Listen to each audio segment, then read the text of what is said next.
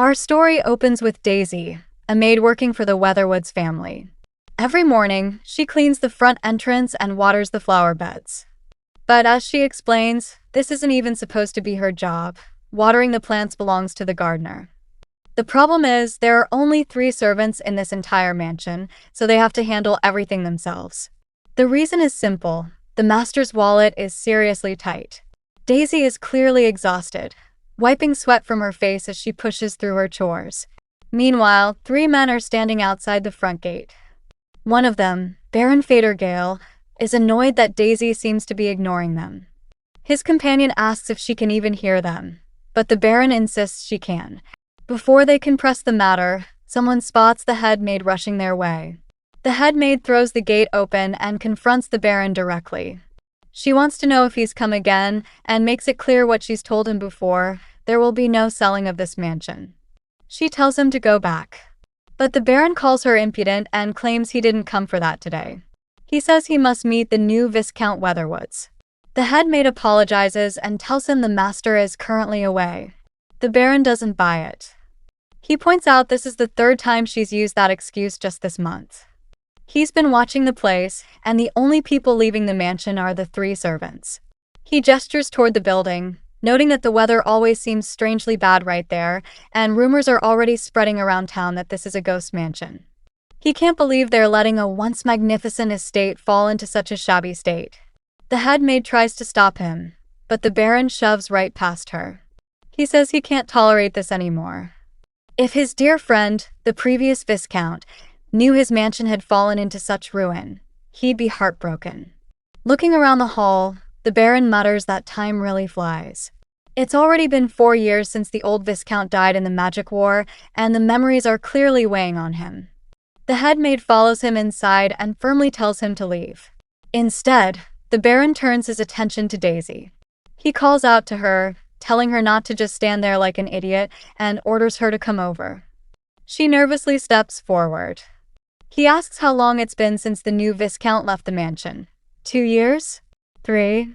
Daisy simply tells him the Viscount never left. The Baron pauses, thinking to himself that she's speaking rather bluntly. He asks if the Viscount is in such poor health that he can't even come outside. Daisy looks at him directly and says no. He's healthy. The Baron doesn't give up. He launches into a dramatic story, claiming the former master entrusted the new Viscount Weatherwoods to him, his closest friend. He even wipes away tears, saying he only wants to fulfill his responsibility. He asks Daisy one more time if she's sure nothing has happened to the Viscount. Daisy simply says yeah. Nothing. The Baron's face twists with rage. He shouts that a mere maid is being insolent, and he lunges at her. But in the next moment, he's on the ground. His men don't fare any better. Daisy stands over them and says she's holding back. The head maid rushes in, calling out Miss Daisy's name. She scolds Daisy, reminding her that maids must always endure things.